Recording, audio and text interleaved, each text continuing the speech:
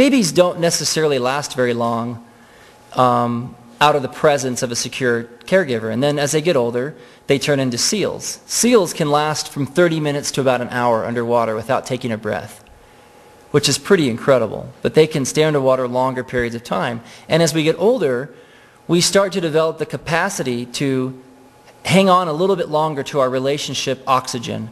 We can just maybe be a little further apart. We understand that our partner or that our parents and our secure attachment figures are going to come back eventually, that we're in this secure bond. We don't have to see them all the time. We don't have to be near them. We don't have to have evidence that they want us or need us. All of a sudden, we can spend a little more time further apart from them.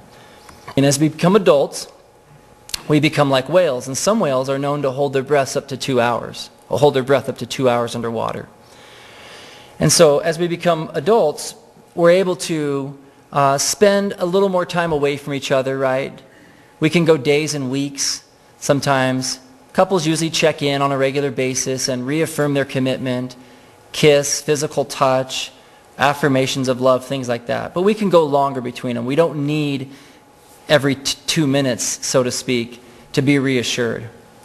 And so as you think about attachment, as we get older, it's really this transition from complete dependency to kind of a co-independence, if you will. It's like we're independent, but we're still connected.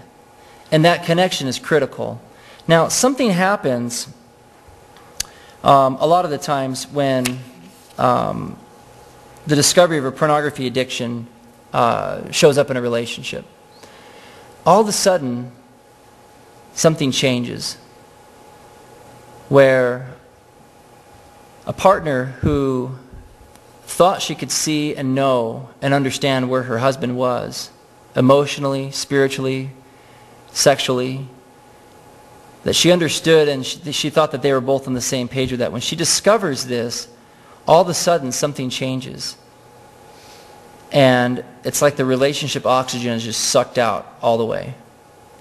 It's more than just a punch in the gut. It changes the way that she thinks and organizes that relationship.